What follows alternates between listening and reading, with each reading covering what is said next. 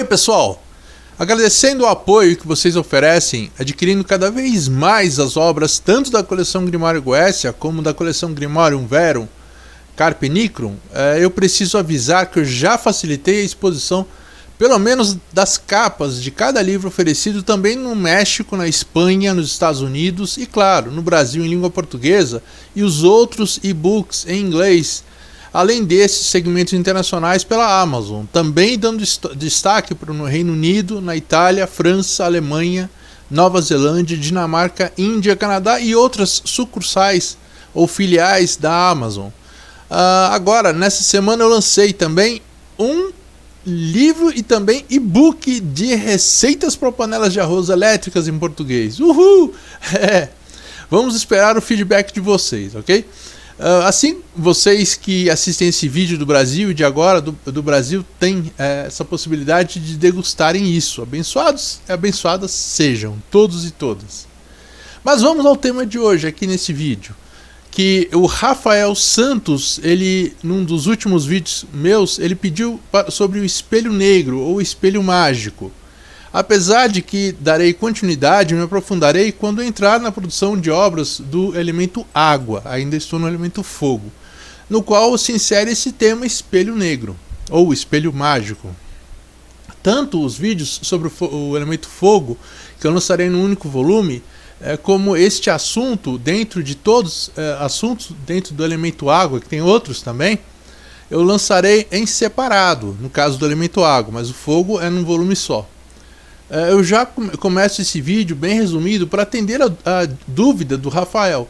A partir desse vídeo, eu decidi que aqui a interatividade baseada em respeito mútuo se tornará total. Então, ou seja, se você pedir com respeito, ô Marcelo, ou Tesa, você pode fazer um vídeo para mim disso ou daquilo?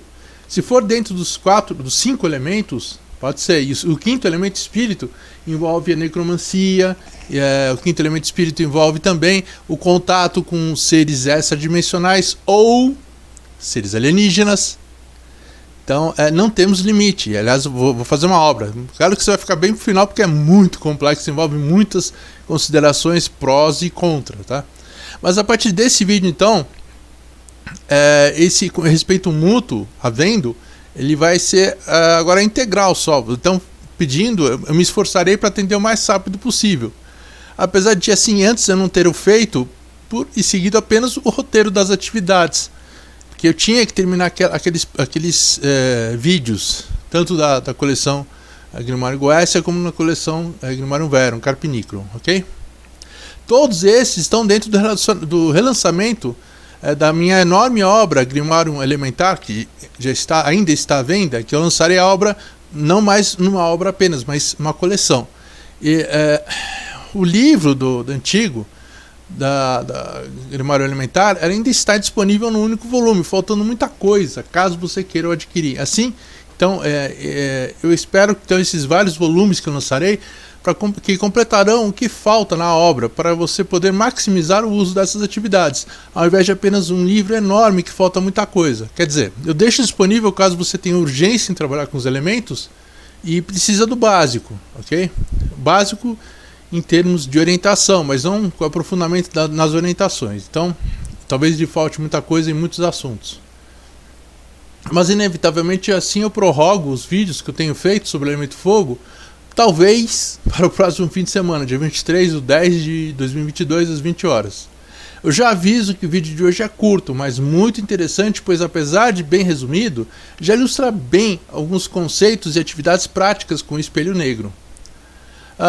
Eu já aviso que também preparo 2 livros, não um só, com atividades complementares do Goetia especificamente, com atividades rituais muito simples de serem feitas por pessoas que seguem toda e qualquer religião, parecido com a estrutura do patchworking, mas com outros recursos que facilitam os resultados e a própria realização em qualquer lugar onde estivermos, que servem a múltiplas finalidades. Outro livro é outra opção também, num jogo, livro de jogo, para vocês lembrarem as finalidades dos 72 Daimons da Goetia.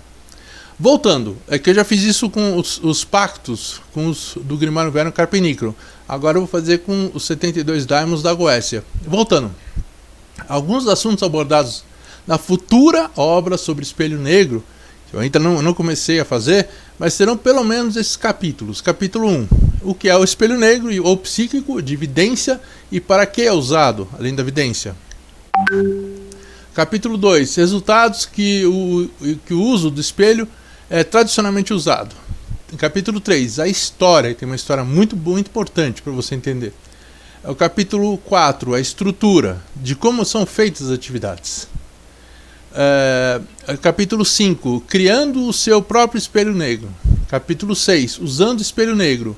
Capítulo 7, a evidência e diferentes interpretações do divinatório como algo divino, demoníaco ou fantasmagórico. Aqui no... Hora da Magia do Vamos lá, pessoal. Hoje esse vídeo é uma improvisação muito resumida do livro que fala do livro sobre o tema que no futuro eu farei, espelhos negros. Sei que o desejo de quem vê esse vídeo, e meu também, é ter tudo pronto, mas são muitos fatores a considerar e o trabalho pronto.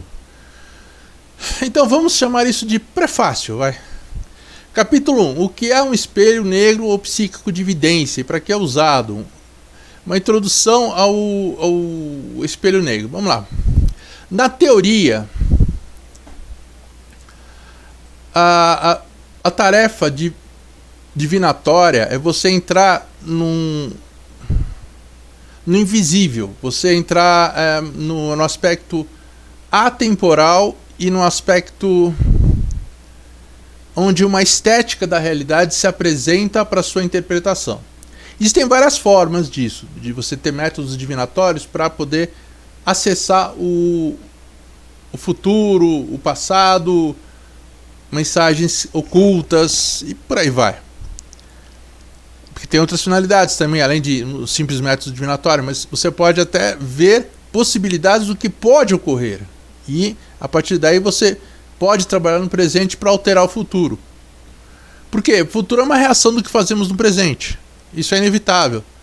Claro, o presente de agora, daqui a 2 segundos, já é um presente do passado. Mas são presentes contínuos que vão se escalonando, formando o passado. E desse passado nós aprendemos para fazer o futuro. Essa é a regra geral. Se você não usa essa regra, você vive no passado somente, vive só do passado, você está fadado a nunca mudar os erros do passado. Agora, se você já aprende com o passado para fazer no presente um futuro melhor, possivelmente você pode mudar para se corrigir, certo?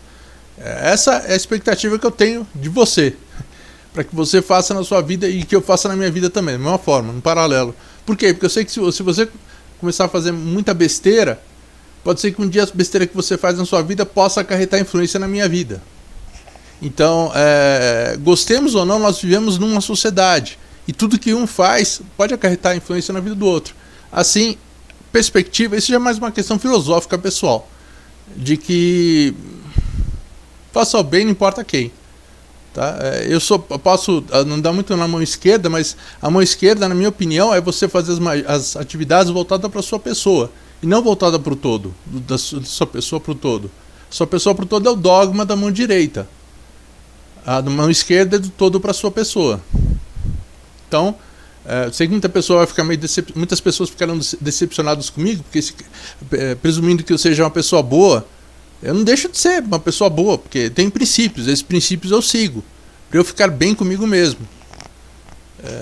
Agora, eu não faço isso para que as outras pessoas me vejam como bom ou mal. Faço porque para eu me sentir bem. Seja algo que as pessoas gostem ou não. Eu mesmo te recomendo para quem faça magia. Mas voltando à questão da vidência, do método divinatório, que você acessa também por um espelho negro, é uma faculdade muito similar a quem olha o tarô. Só que o tarô, como muitas pessoas falam, é chamado o método mais simples de você praticar métodos divinatórios. Por quê? É simples, porque tem as imagens prontas.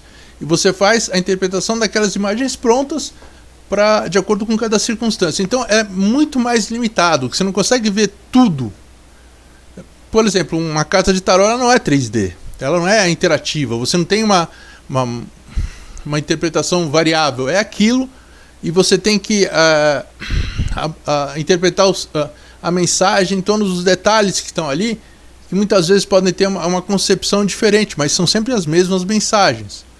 Mesmos símbolos, por assim dizer. Mensagens não, ao contrário, deixa eu me corrigir. São os mesmos símbolos. Então, quando você já trabalha com uma vidência dentro do espelho negro, é um campo de imagens ilimitado. É tal qual o sonho, onde você acessa o seu lado negro. O lado negro no sentido de não ser algo formado por luzes, imagens e cores prontas e reais. Reais no sentido de algo igual para todos. É uma coisa que o seu consciente vai assimilar de uma forma particular. Por exemplo, você no seu sonho você pode ver elefantes cor-de-rosa voando, sabe? Como um filme. Isso tem um significado para você naquele sonho. Mas não quer dizer que você vai ver no seu cotidiano, na vida mundana, elefantes cor-de-rosa voando. Diante dessa perspectiva, você se abre para a vidência no acesso ao seu inconsciente, que é o escuro. É o espelho negro. Então, da mesma forma que você acessa no seu sonho o escuro e entra nele, você olha o espelho negro e nele você consegue fazer a sua imaginação trazer as imagens que você precisa ver para compreender a realidade de algum questionamento que lhe é feito ou que você se faça. Diante dessa perspectiva, podemos analisar até outra forma que traz essa gnose divinatória também. É você olhar para uma parede branca e você vê um ponto distinto, que você foca a sua visão na parede branca, com meia iluminação, como temos agora nesse vídeo. Então, a partir do momento que você foca esse ponto e concentra-se nele, a partir daí você pode atingir uma gnose divinatória da mesma forma que olhando para um espelho negro. Então eu espero deixar entender como é que funciona a estrutura teórica do método divinatório dentro do espelho negro. Que você não vai ver uma imagem tridimensional ou 4D, ou sei lá qual imagem que vão inventar, holográfica, ou sei lá o que, no espelho negro, na sua natureza. Mas sim do que você vai interpretar daquele escuro que existe no espelho negro. Aliás, um bom exemplo para vocês entenderem como é feita essa mesma tecnologia do espelho negro, Nostradamus, ele tinha um balde negro que ele enchia de água e água quente que evaporava, e ele cobria o rosto dele, a cabeça dele com um pano, e entre o pano e ele ficava agachado para observar aquela superfície líquida no escuro que não dava imagem nenhuma. Então qualquer feixe de luz ou qualquer coisa que trouxesse qualquer imagem nele, ele criava poeticamente uma interpretação daquilo que seria os prognósticos do futuro por vir, muito distante, de eras e eras distantes. Isso era fruto da psique dele? Isso era fruto divinatório? Isso era fruto demoníaco, angelical? Isso não importa muito. O que importa é que ele conseguiu ter acesso àquilo e daquela forma, com um balde preto, com água, repleto de água aquecida e vaporizante, soltando vapores, ele teve aquela interpretação dele das centúrias dele. Assim funciona também o método divinatório. Se você vai ver daqui a um século, daqui a um milênio, é outra história. Sinta-se convidado ou convidada a fazer isso. Fica aqui meu convite, mas essa é a estrutura pela qual o espelho negro também é usado. O bom é que você pode usar o espelho na vertical, com a coluna ereta. Não precisa fazer que nem o Nostradamus, que tinha que ver o balde agachado. Aliás, mais adiante ele mostrarei para vocês um pouco da história que é usado o espelho negro, ou os métodos divinatórios semelhantes ao espelho negro desde as épocas antigas do ser humano. Então é uma forma de... Agora vou entrar no segundo tópico. É uma forma de clarividência, ok? Sendo uma clarividência, por isso que eu coloquei uma interpretação similar do espelho negro com a bacia de vapores do Nostradamus, e coloco também aquela visão na parede branca. Você tem um ponto que você foca, você pode enxergar várias coisas, inclusive o estudo para você ver a aura das coisas é exercitado na parede branca. Você coloca uma parede branca, uma pessoa no fundo com a parede branca sob meia luz, você consegue ver a aura da pessoa. Essa é uma faculdade ocular que muitas pessoas têm, em maior ou menor grau, mas tem. Basta você desenvolver isso. Então são recursos que o ser humano já tem que foram ignorados ou deixados por uma visão esotérica, não necessariamente científica, mas que métodos práticos padrões conseguem trazer resultados para você em menor ou maior grau e escalonadamente conforme você pratique-os. Tá? E por fim, o espelho negro em si, ele não sei se vocês já ouviram falar, o conto da Branca de Neve.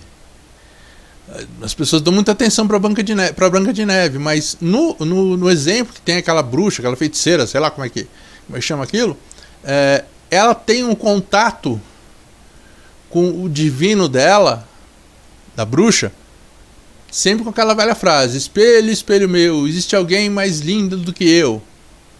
Então esse procedimento é um exemplo prático do quanto a pessoa praticante de magia acessa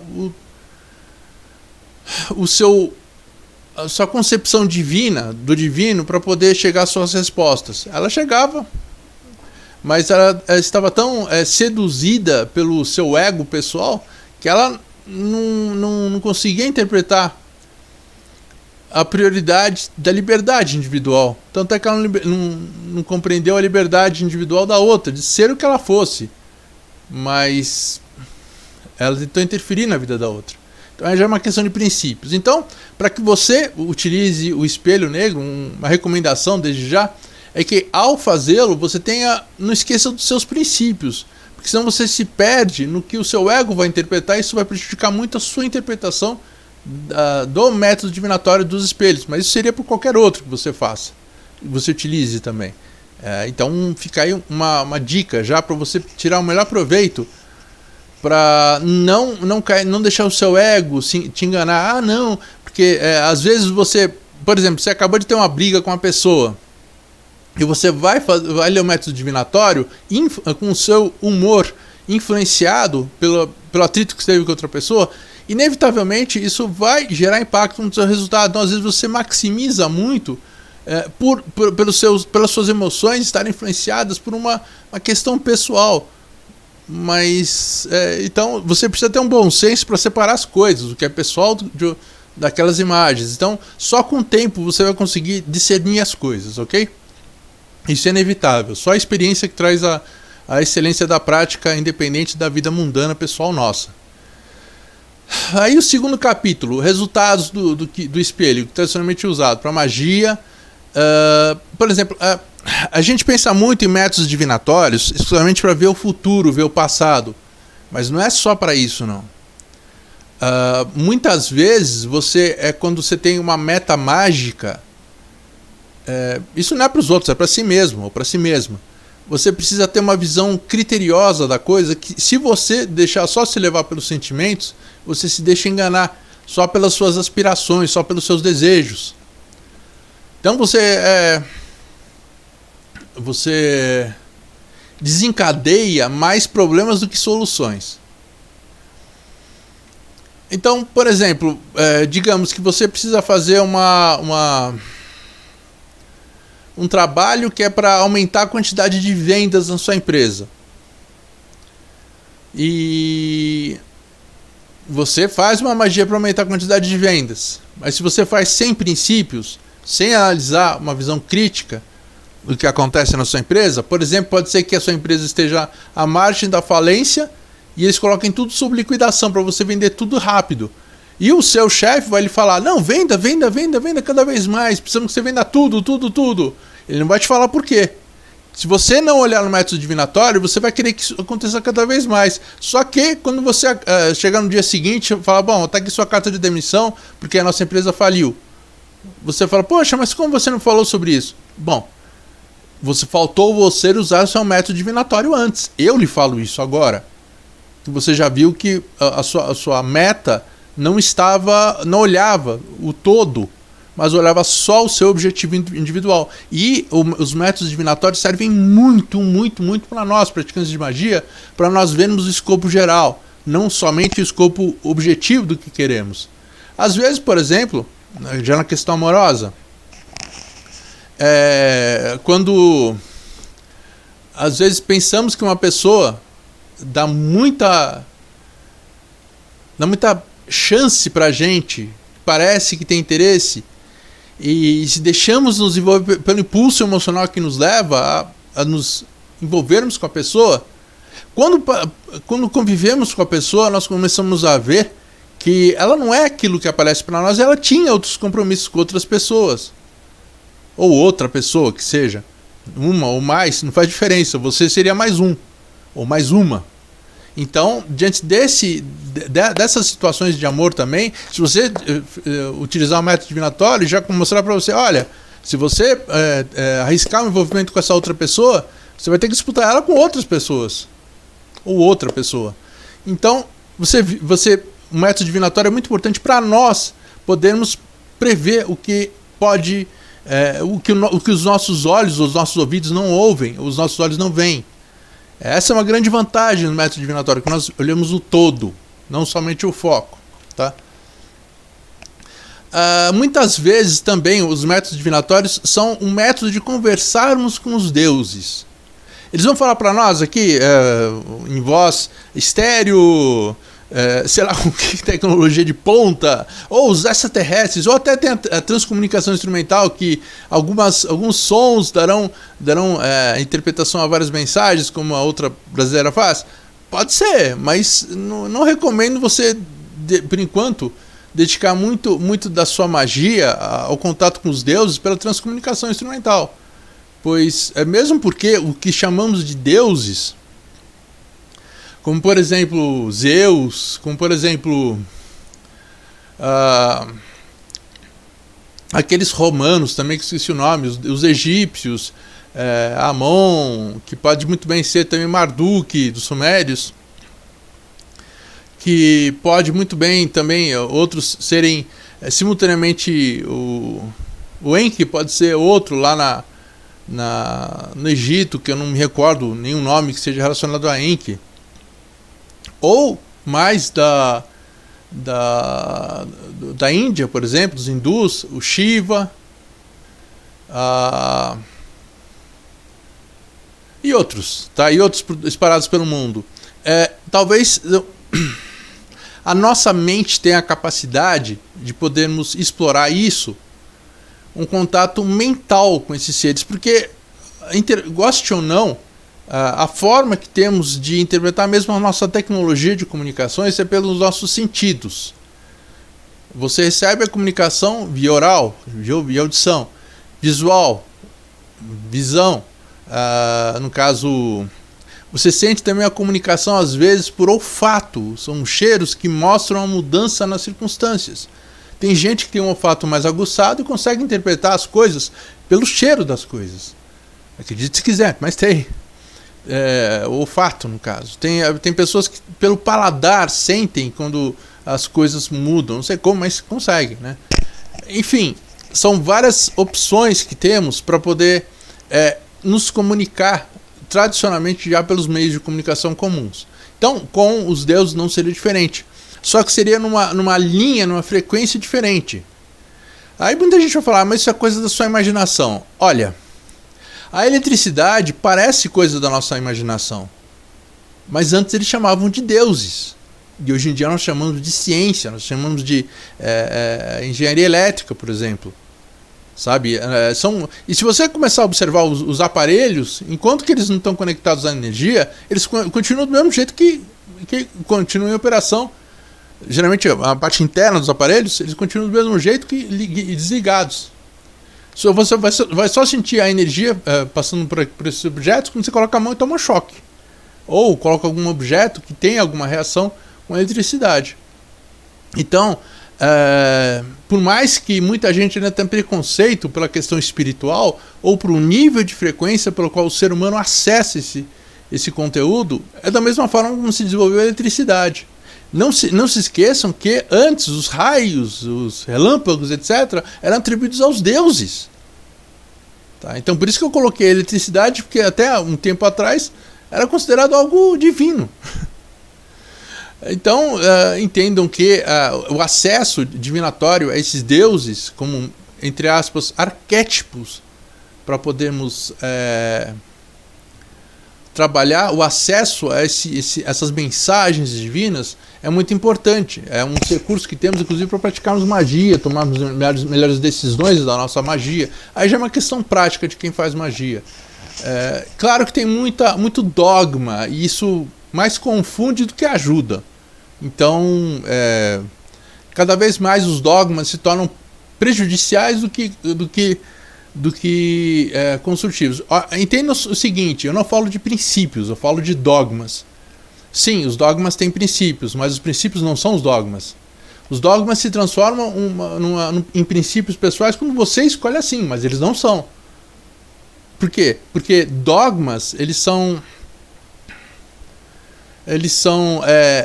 restrições que você assume para a sua vida, enquanto princípios, são condições que você tem para você fazer as coisas. São diferentes. De dogma você coloca de fora para dentro, princípio você coloca de dentro para fora. Dá bem para ilustrar a situação de uma forma bem resumida. Aí entra o mundo espiritual, que você vai ter a interação da sua vontade para realizar magia pelo mundo espiritual.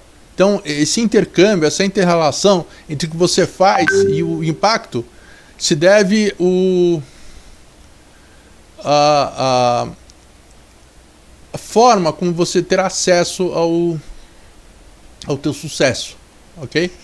Tanto faz pela mão direita como a mão esquerda. Isso é comum a ambos. E antes que vocês falem que não, mas a mão direita não usa vidência, não usa... Mentira de vocês. Inclusive em todas as igrejas sérias existem grupos de pessoas profetisas e profetas. Existe, até hoje. Se você não participa na sua igreja, brigue com ela. Porque existem grupos de pessoas profetisas ou profetas. Existe até hoje. Se não é publicado na Bíblia, é uma questão burocrática do Vaticano, tá? Mas você pode, tá? Você pode e deve. Claro que aí, como eu falei e reitero, quando você vai fazer uma questão da vidência profética, você faz de você para o todo. Já quem faz a clarividência ou a vidência para si mesmo, dentro da mão esquerda, faz do todo para si. Então é aquilo que eu sempre reitero. É a mesma coisa, só com finalidades diferentes. E não é bem e mal. Bem e mal é uma interpretação temperamental das coisas. Porque até um tempo atrás era considerado benigno você querer matar o Saddam Hussein. Ou matar o Bin Laden. Sabe? Isso era propagado para que todos buscassem a mesma finalidade. Independente se fosse bom ou mal, mas queriam isso. E isso, por princípio, é errado. É sinal de que você não conseguiu ter nenhuma forma de resolver sua questão de forma pacífica. Então, você mostra o pior de si mesmo, ou si mesma, querendo só matar outra pessoa, porque você não sabe, não consegue, se mostrou-se fraco ou fraca, ou sua própria magia, fraco ou fraca para se conseguir isso de outra forma. Então, automaticamente você relega a sua prática mágica, principalmente se você busca só a morte de outra pessoa, como um zero à esquerda. Você se declarou assim. Quando eu quiser a morte de alguém, eu vou declarar a mim mesmo. Então você foi incompetente de resolver de qualquer outra forma. Então você se relega a esse plano mesquinho, você se anula. Então, o que eu digo para vocês, eu digo para mim também. Então, aí já entramos em outros detalhes também, que precisam ser analisados, que é o local onde você vai fazer isso. Muitas pessoas desconsideram isso como um fator valioso. Respeito-as. Mas o nível de gnose que você precisa ter para poder chegar numa frequência, atividade mental, para praticar os seus métodos divinatórios, eu recomendo que tenha um lugar estabelecido onde você possa atingir uma estabilidade. Seja sentado num parque sozinho ou sozinha, seja no chuveiro, seja na privada, sentado lá meditando na privada, onde for. Eu não tenho preconceito. Preconceito nesse aspecto, vai. Mas você tem que analisar o que é melhor para você, que você possa chegar nessa calma, nesse equilíbrio para poder utilizar um método divinatório de sua escolha. No caso, espelho negro, aqui que discutimos nesse vídeo. Então, aí já entramos no âmago que é esse vídeo, quer dizer, é o tema espelho negro dentro do elemento água. Por que dentro do elemento água? Porque como eu falei do Nostradamus, que eu não sei se já existiam espelhos lá na época do Nostradamus, tá? Mas digamos que não era uma coisa comum, tão comum quanto é hoje em dia. E mesmo que fosse, não era utilizado como método divinatório. Então, o que as pessoas faziam? As pessoas iam no lago, em lagos, iam em poças, e nessas poças que não refletiam, ou refletiam os seus rostos, e que eram poças escuras, ou quando mal iluminadas, traziam imagens do subconsciente ou inconsciente, e faziam suas leituras divinatórias. Então, por isso que ficou relacionado o espelho como uma forma de que a água se manifestava nesse acesso ao subconsciente ou inconsciente. A partir daí ficou relacionado ao elemento água. Mas aí você fala, mas e se eu quiser ter uma coisa relacionada ao elemento fogo, elemento ar, elemento terra, elemento espírito, como é que eu vou fazer? Acessa numa boa. É só o método que é vinculado ao elemento água. Então essa faculdade divinatória é muito comum e associada ao elemento água, principalmente pela questão sentimental, que os sentimentos eles declaram muito na nossa interpretação divinatória. Então isso é necessário assimilar esses dois paralelos, que se fosse com o impulso do fogo, ou se fosse com a vagacidade do ar, talvez os resultados não fossem tão significativos quanto os sentimentos que temos. Então, dentro dessa contemplação, fica mais fácil, entre essas três opções, assimilarmos que a água foi o elemento mais condizente com a atividade divinatória. Então, aí entramos no ponto final, aí já que é o acesso aos outros planos. Eles serão só uma coisa da nossa imaginação? Por via de tese, via de regra, são. Mas por isso mesmo que eles são significativos. Aí já entramos no âmago de todo o método divinatório. Qual é o método? O que significa método divinatório? É você ter símbolos e significados. Então, se você no seu método divinatório, você acessa um símbolo e esse símbolo tem um significado para você, você faz sua interpretação dessa forma. E muitas vezes você tem que dobrar esse símbolo, porque diante de uma circunstância diferente, que você está fazendo a sua atividade divinatória, ele tem uma interpretação diferente. Então essa é a grande sacada do método divinatório, de você não ter uma imagem fixa. Assim, quando temos no nosso cotidiano essa prática comum, nós podemos a partir daí fazermos as nossas várias interpretações. Aí fica também a real questão pela qual os baralhos de tarô são considerados os métodos mais simplórios de magia divinatória. Por quê? Porque as imagens que vemos naquelas figuras, naquelas cartas, por mais que você troque de baralhos quantas vezes for, são as mesmas imagens. Então você, para poder interpretar aquela mensagem daquela imagem diante de uma circunstância atípica, você vai dar muito mais trabalho, porque você precisa dobrar a imagem, quebrar, fragmentar, somar, e é complicado. E por isso que é mais difícil, mais complicado para temas mais complexos, entendeu? Por isso que o círculo entre esses mundos, quanto mais aberto ele for, como no espelho negro, fica mais fácil de você ter um acesso objetivo às mensagens. Então,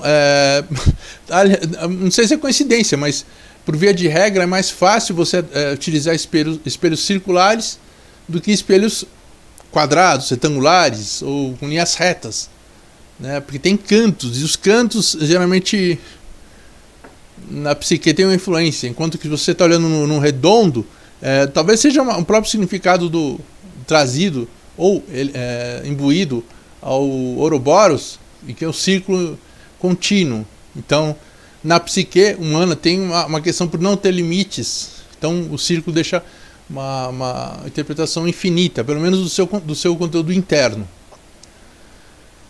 Aí vamos ao capítulo 3, a história. A gente pensa que só o Nostradamus, que tem um livro relacionado, que traz para nós os resultados divinatórios. Mas aí esquecemos de outros temas, até mesmo bíblicos, que muitas pessoas atribuem aos céus, atribuem a não sei qual outro recurso que pessoas como, por exemplo, Moisés teve para falar com Deus. O método divinatório é esse, é falar com os deuses, certo? O Deus de Moisés, Yahvé, que falou com ele por meio do quê? Ele olhou para o céu. Ora bolas, tem método divinatório olhando para as nuvens? Existe. Ah, não, ele olhou para a parede. Ah, tem método divinatório olhando para o ponto branco? Existe. Ah, não, ele olhou para um riacho de água? Tem método divinatório, é método da água. Todos têm método divinatório, porque o inconsciente nosso só precisa usar uma chave para poder abrir a visão do presente, do passado e do futuro. Então, temos aqui alguns exemplos, por exemplo, já passa a ser com o uso do espelho mágico mesmo, que é chamado espelho dos padres, que foi o nascimento de uma iconografia judaica de 1015 até 1100. Então, os judeus já praticavam isso, já, apesar de ser a evidência um pecado perante a Bíblia. Inclusive tem o rei, acho que é Saul, que foi, no caso, apedrejado porque ele queria falar com uma vidente sobre a esposa falecida dele. Depois ficaram sabendo disso lá na tribo de Israel e mataram o cara, apedrejadas. Então, aí fica a questão, se foi Moisés é porque é abençoado, se for outro rei porque quer ver a mulher dele, o cara é maldito. Então, entendam que não é uma questão da vidência em si, mas se a pessoa traz uma coisa para o bem de todos, para a finalidade de todos, aí é bonzinho. Se ele vai para suas intenções pessoais, individuais, aí o cara é mau. Então o cara precisa ser linchado, apedrejado, perante a Bíblia. Não estou dizendo que até hoje eles fazem isso, mas na Bíblia está escrito isso, a vidência é condenada.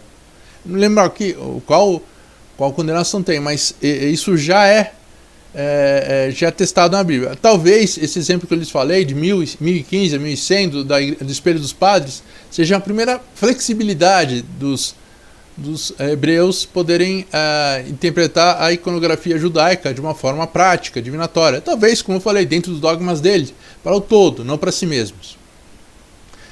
Então eu entendo que essa é a distinção que eu lhes faço sempre, de magia negra ou magia branca. Magia negra é aquela magia que você faz do todo voltado para si mesmo, para si mesma. Enquanto a magia branca você faz de si mesmo para o todo. Na magia branca é liberado. Se você falar sobre tudo e todos, aí você é o Nostradamus, você é gente fina. Se você falar das coisas para si mesmo, para uma pessoa cliente, você automaticamente passa a ser uma pessoa maléfica. Independente do que, você pode até usar anjo, mas se você usar anjo e fizer isso, você é mal ou má. Tem razão de ser, na minha opinião. Então, depois teve de 1100 até 1060, teve a luz cegante e testemunha cegante. Aí, lembra, não sei se vocês já ouviram falar de um ditado: cuidado ao olhar para o abismo, que o abismo pode olhar de volta para você. É justamente esse temor que eles têm, o cegar pelo que a imaginação possa lhe trazer. Tem pessoas que passam a viver nesse chamado mundo maia, mundo fictício, porque é sedutor. São sedutoras essas imagens, muitas vezes, do que você aspira, ou do que você imagina ser a realidade. Então você sai do mundo Gaia, mundo real, que é terra, né, no significado original, para entrar nesse mundo maia, que é o mundo ilusório. Aí temos de 1160 a 1220 outro exemplo, dos olhos judeus: olhar sem amor e o Cristo desagradável. Ou seja, aquela coisa que os cristãos, que sempre foram o povo mais simples, em comparação com a cultura e os dogmas hebreus, eles sempre se consideraram um nível superior. Mas eles são, porque eles são mais catedráticos, são mais mecânicos, mais sistemáticos. Por mais que não tenha feito uma igreja baseada em perdão de bandidos, como é a igreja romana, Eles têm a penalidade deles lá, eles não toleram o crime como os cristãos toleram, de perdoar do perdão. Eles não olham com bons olhos o perdão livre e restrito. Então, já essa visão que os cristãos dão para liberar os métodos divinatórios como algo nada condenável, porque todas as pessoas queriam saber algumas informações divinatórias do passado, presente e futuro, ou de pessoas já falecidas. Então, isso começou a entrar em atrito já em 1160 e 1220, já na Europa. Já. Claro, falo de Europa porque não temos aqui registros históricos que possam detalhar interpretações modernas. Depois de 1220 a 1300, temos todo mundo numa imagem, judeus e o espelho da sociedade.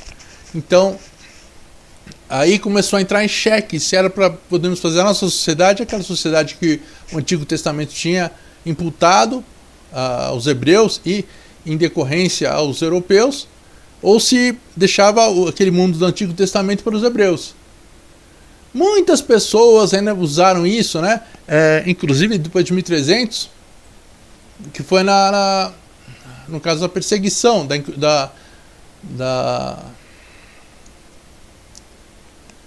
a perseguição à caça às bruxas começou a partir de 1300. Então, de 1230 a 1350 tinha o rosto do judeu, carne, visão e soberania, ou seja, já ficou nítido que a questão dos princípios do Antigo Testamento não visavam necessariamente e somente a questão religiosa, mas visavam controlar o comportamento dos povos que seguiam aquele Antigo Testamento. Claro, aí ficou um conflito entre onde estavam as mulheres judias também. Até que em 1350, 1500, até da Inquisição, já em plena Inquisição, atividade, já começou a ser mais um elemento na multidão, o judeu na multidão, vigilância e visão crítica, ou seja, aquelas finalidades que os católicos, os romanos, né, eles tinham para perseguir quem não seguisse. Então tinham os hebreus, que eram os que levavam a Bíblia à risca, o Antigo Testamento, no caso, entre aspas, seria o mais puro. Tinham os cristãos, o clero, que eram os religiosos católicos, cristãos, católicos, não é, por assim dizer, que eram intermediários entre o divino, aquilo que os hebreus cultuavam no Antigo Testamento, e o ser humano. Eles eram os intermediários, então. Aí, no caso, aí começou já a ser excluído tanto a visão crítica positiva quanto negativa dos católicos. Passou a ser um mundo à parte. E claro que eles têm a participação social deles. Goste ou não, os judeus sempre participaram da sociedade moderna, de um jeito ou de outro, principalmente depois da diáspora também. Mas aí já é outra história, porque o uso do espelho negro até hoje não é permitido entre os hebreus. Então eles estão desconsiderados aqui. Quem usa na cabala o espelho negro o faz, mas faz desde que siga os dogmas hebraicos que estão imbuídos na cabala. Então muita gente que faz a cabala na mão esquerda faz uma coisa nonsense, sem sentido. Tá? Então, por isso que fica incongruente para as pessoas falarem que não, a cabala cristã. A cabala cristã não tem nada a ver, porque você praticar magia negra, voltando o divino do todo para as suas finalidades pessoais, você está blasfemando na cabala. Então é sem sentido. Só vai compreender isso quem seguir o Antigo Testamento. Sabe? Você vai compreender a cabala que segue o Antigo Testamento. E quem segue, por exemplo, como Del Nero, ele vai falar para você: olha, se você segue a cabala, você tem que ser judeu, ou tem que seguir o judaísmo. Se você não seguir o judaísmo, você está fazendo uma blasfêmia. É aquela ideia de, não, mas eu só quero para mim a cabala. Não existe cabala para você, a cabala é para o todo. Você tem que fazer as suas atividades para o todo. Se você faz para si mesmo, você já está traindo a própria finalidade da cabala. Então, não tem sentido você fazer cabala para as suas finalidades pessoais. Não, mas a Golden Dawn faz. A Golden Dawn faz um trabalho de merda. Tanto é que acabou. Em alguns anos acabou. Tem muita gente remanescente que tenta fazer, mas chega a um certo ponto que entra em conflito. Por quê? Porque a cabala em si, entra em conflito com os princípios individualistas, por assim dizer, que muitas pessoas dentro da Golden Dawn têm. E assim mesmo funciona em Tele, mas assim mesmo funciona em outras linhas de prática usando a Cabala, que sempre cai no mesmo insucesso, cedo ou tarde. Um exemplo disso é a figura principal dos telemitas, o Aleister Crowley. Acabou pobre, na miséria e banhado de drogas, já com um corpo já precário aos 60 anos de idade, que hoje em dia, até mesmo na época que ele morreu, já era uma condição paupérrima para um ser humano normal. Como ele, que não passou por dificuldades físicas, pudessem, no caso, acabar tanto com o corpo dele como as drogas acabaram. Aí já entramos no capítulo 4. O capítulo 4 aqui então vai ser criando o seu próprio espelho mágico.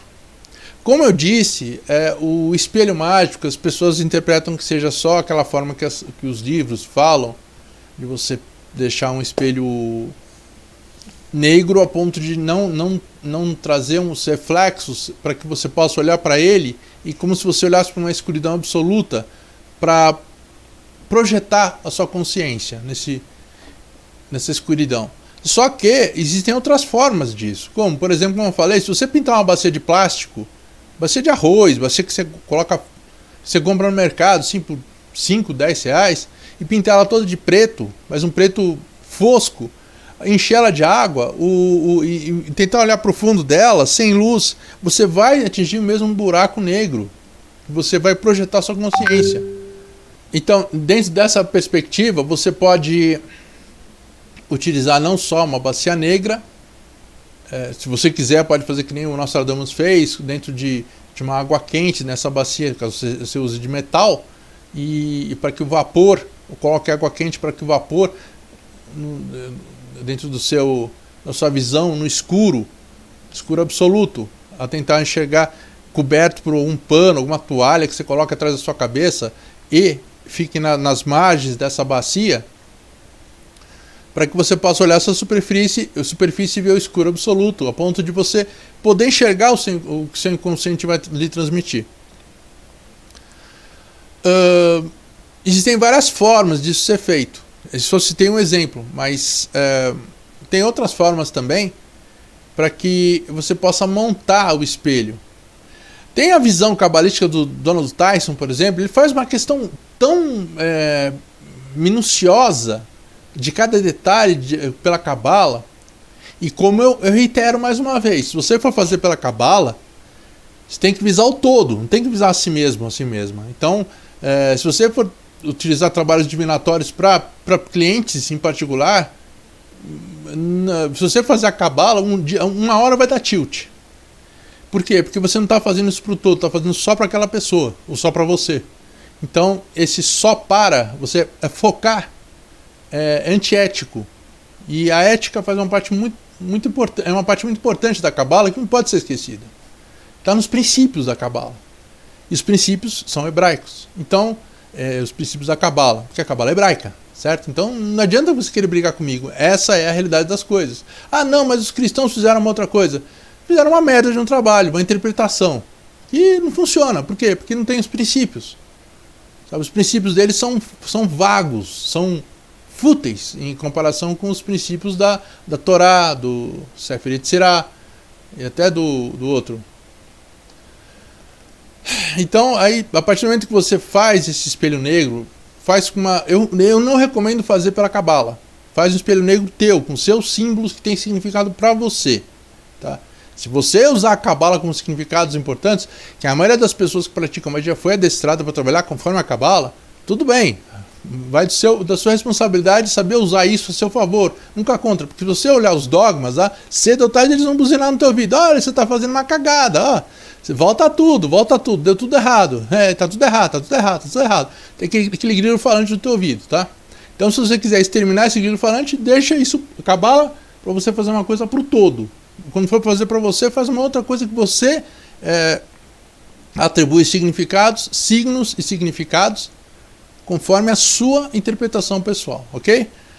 Então, a partir daí você tem que selecionar o que materiais você vai usar para o seu espelho negro. Como eu te falei, aqui podem ser utilizados outros recursos, não necessariamente o espelho negro, mas se quiser espelho negro, que não é tão caro assim, você fazer um. Inclusive, deixa eu explicar para vocês: o espelho negro não precisa ser aquele espelho que você vai ter que olhar por inteiro, por inteira, você vai ter que desfilar, ver qual roupa você usou, se você está bem maquiado ou não.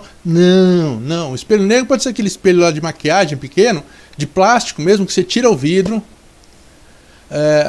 Entenda bem, eu não sou aqui muito criterioso a ponto de ter que fazer as coisas do material específico, absoluto, conforme está no manual. Se você não tem alguma coisa, você tem que interpretar com você tem que modelar com o que você tem.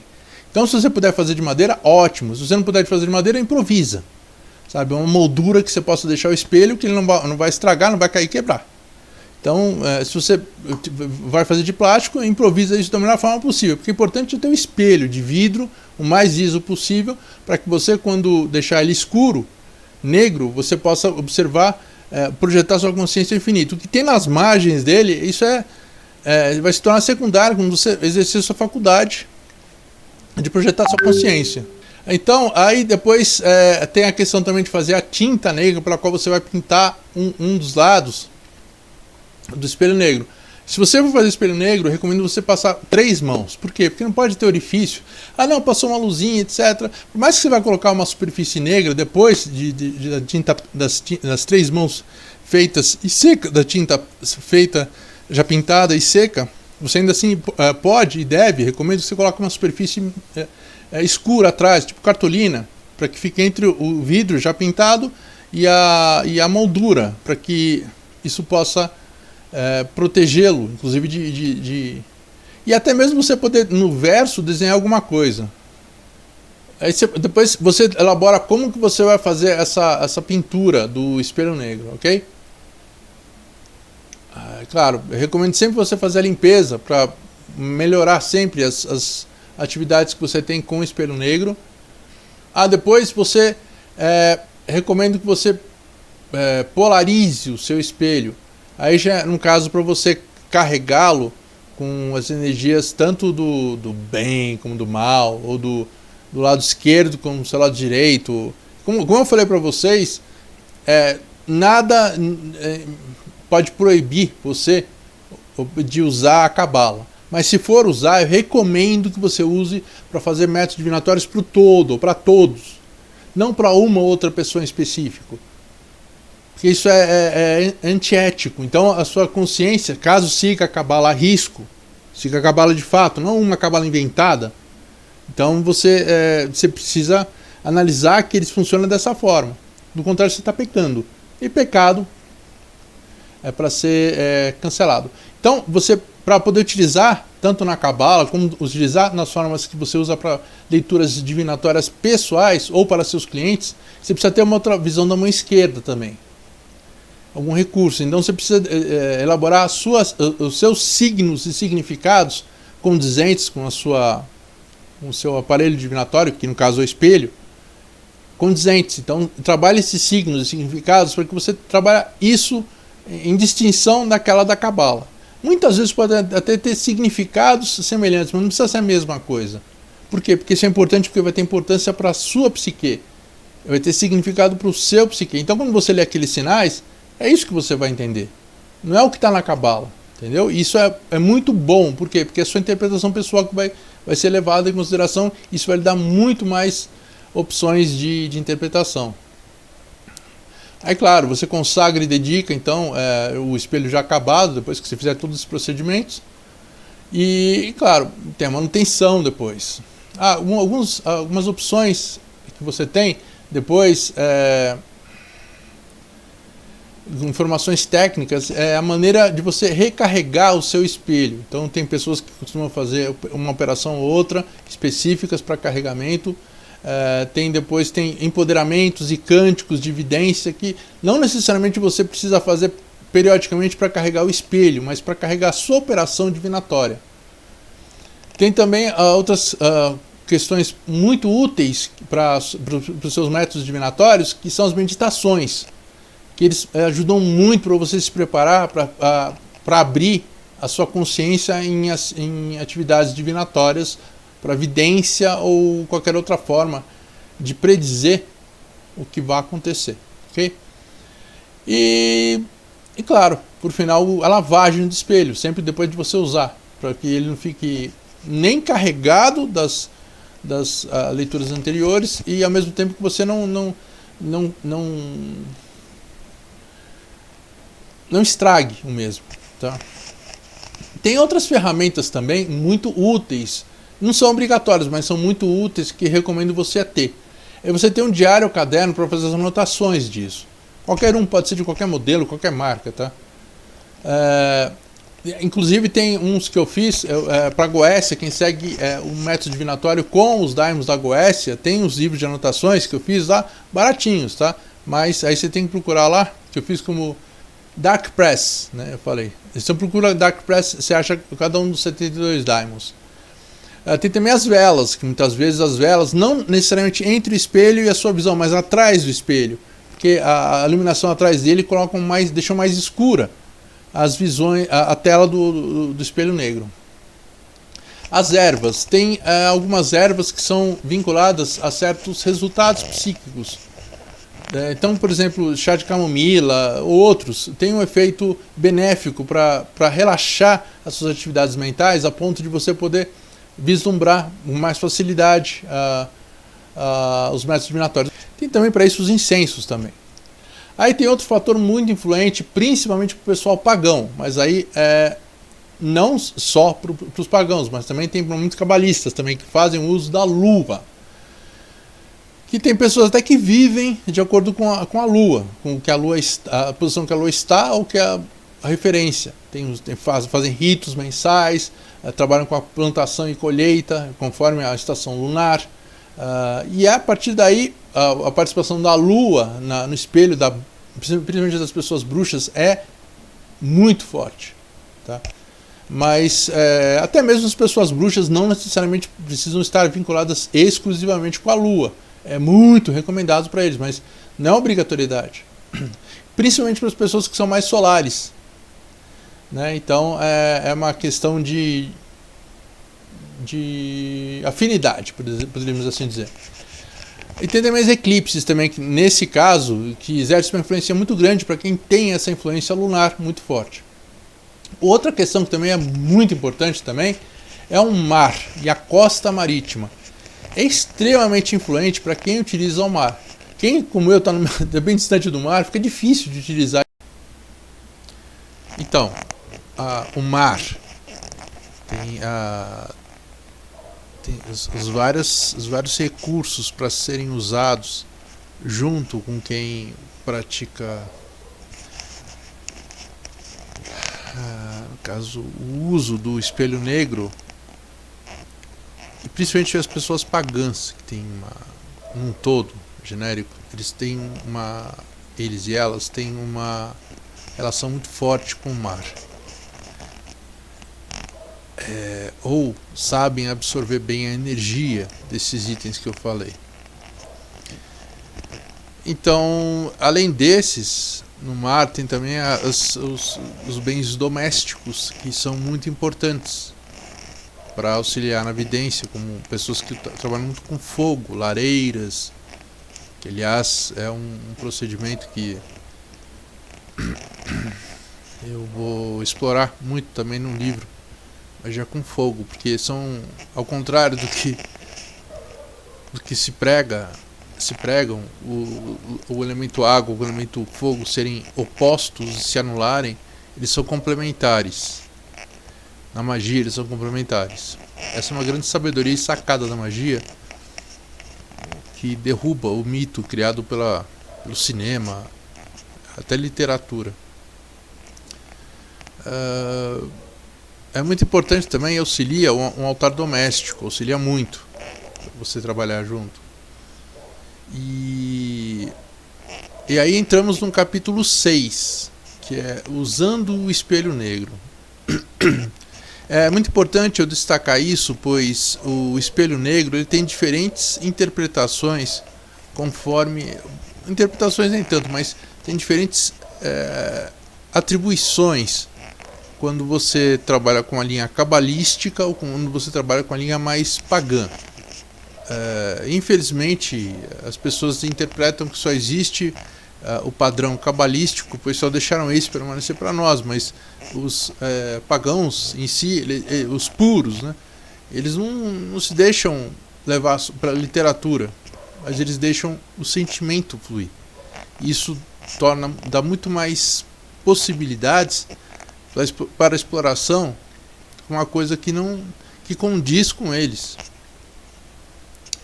Então, com eles, separando um grupo de usuários do espelho negro de origem pagã, diferente daqueles que são de origem cabalística, hebraicos, cabalísticos. E é um livro, inclusive, do Frederick Hockley, da Tatum Press, que é Invocações nos Espelhos e Cristais Mágicos. Os espelhos servem para mais do que a questão divinatória, mas também para invocações, para trabalhar com invocações. E isso implica mais numa questão de certos fatores oriundos da pessoa praticante, mais do que uma série de dogmas, regras e estabelecimentos. Então, a gnose é comum para ambos os casos, isso é inevitável. Tem que ter exercícios preparatórios. O autor, no caso, ele coloca a cruz cabalística, mas provavelmente é porque ele não sabia fazer outra coisa. Quando as práticas pagãs têm outros métodos de banimento.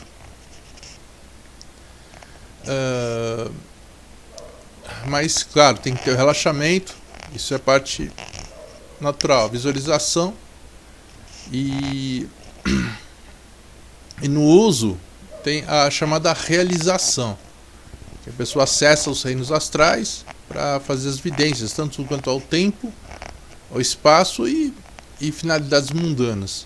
E claro, como eu falei também, a questão da invocação, é muito importante isso, porque é uma distinção talvez que não seja muito comum, usada com espelho negro, fora a questão da vidência. Então,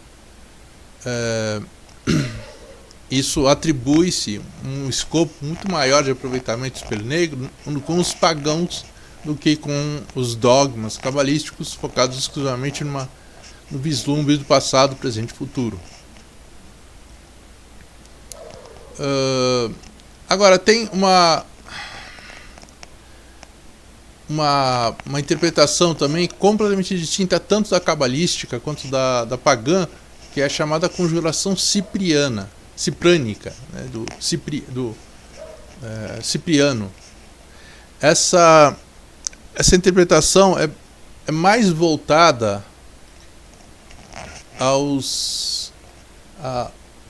ao método demoníaco do que o método cabalístico. Então, infelizmente, pela falta de cultura na época do Cipriano, naturalmente atribuíram-lhe o grau de demoníaco.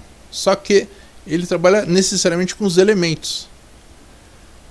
Aí fica uma linha muito tênue do que os católicos, assassinos de pessoas que eles alegavam, pelo menos, né? Não podemos dizer que isso não vai voltar, a Inquisição não vai voltar, porque a partir do momento que eles recuperarem o poder que eles tiveram, é bem capaz de quererem matar todo mundo, assim como algumas pessoas, alguns novos grupos religiosos tentam fazer com católicos, mas esse é um detalhe à parte.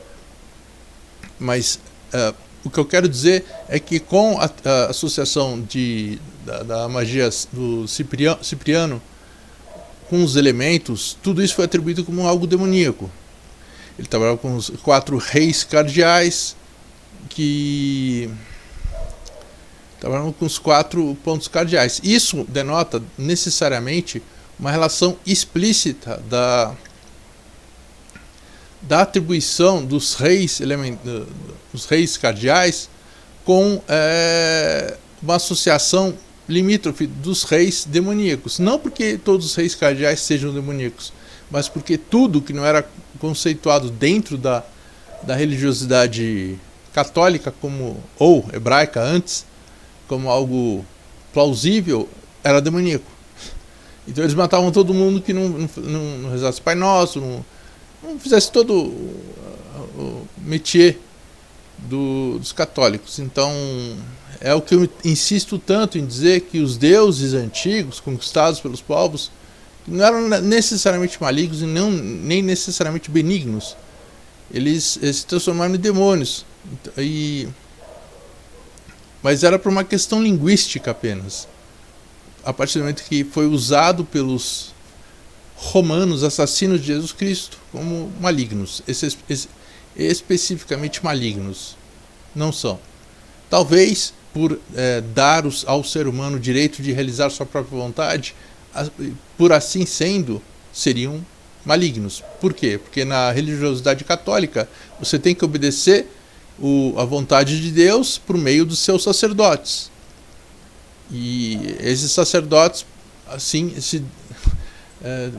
designassem que sua vontade não pode ser realizada ou não deve, você deveria morrer por isso, você seria morto por isso, ou morta por isso. Então, convenhamos, era uma metodologia política acima de tudo, não tem nada a ver com fé, nada a ver com realidade mágica, e muito menos religiosa. Quando religião deixou de ser uma coisa de se ligar ao divino, mas para se comandar pelos tutores, tá? O capítulo 7 e último tem aqui a questão de analisar as diferentes interpretações do divinatório como algo divino ou demoníaco ou fantasmagórico. Por que é importante recitarmos isso? Porque muitas pessoas analisam, por exemplo, algo que ultrapassa a compreensão deles, como o acesso a outros planos, até mesmo pela mediunidade, como algo negativo, assombroso, melhor dizendo. Então, a típica reação de pessoas leigas, que ao invés de procurar entender as coisas como elas são, tentam ver só por estereótipos, arquétipos apenas. Então tem o arquétipo do fantasma, de algo assombroso, e aí atribuem-se como fantasmas de crianças em hospitais assombrados, fantasmas em estradas, viajantes assombrados, fome e assombração, fantasmas em janelas, né? E em cima disso até é criado negócios de caça-fantasmas. Isso não é só um filminho, não. Existem realmente caça-fantasmas. Por quê? Porque existem questões que a vidência traz que não é compreendida fora da vidência. Então é tudo atribuído como uma grande assombração. Então devemos sempre discernir o que é realmente uma assombração de fato, de um espírito moribundo, ou se há alguma coisa que é extremamente contaminada pelos dogmas das religiões. Que as pessoas, por desconhecerem os detalhes, alegam que um conjunto, um panelão das coisas que elas não podem interpretar é tudo maligno, é tudo assombroso. De certa forma, assombra essas pessoas. Então, elas não terem outra reação direta dos eventos que lhes acontecem, ficam em pânico. E pânico, obviamente, traz transtornos. E no caso, além disso, da questão divina ou fantasmagórica, tem a questão, ou demoníaca, tem a questão também já de uma visão mais futurista, para se lidar com isso, explorando um pouco, que, por exemplo, o Maximilian de Lafayette, ele fez um livro dele, Gomatirash Minzari, ele fez o espelho para realidades alternativas. Não chega a ser algo distinto do que já é praticado com os espelhos negros, mas ele nas práticas dele, ele tenta fazer do espelho negro, que ele chama de Minzar, um portal para a consciência do usuário poder ultrapassar por outras realidades alternativas. Aí entramos já no escopo de coisas alienígenas, nova era, e é um escopo mais ampliado, que esse vídeo ia até 3 horas, tá? Já está bem longo esse vídeo, muito mais do que eu esperava fazer, mas Assim eu termino esse vídeo aqui, que foi longo, mas são importantes de acordo com as poucas informações que eu já tenho. Outras, provavelmente com a prática, eu vou aprender mais coisa, mas é isso. Tenho certeza que quando eu publicar a obra, se isso já foi bom para quem não conhece Espelho Negro, isso, talvez a obra vai auxiliar muito mais. Eu vou passar as questões práticas, mas com mais abrangência, e vai ser, inclusive, depois com atividades para finalidades distintas, além do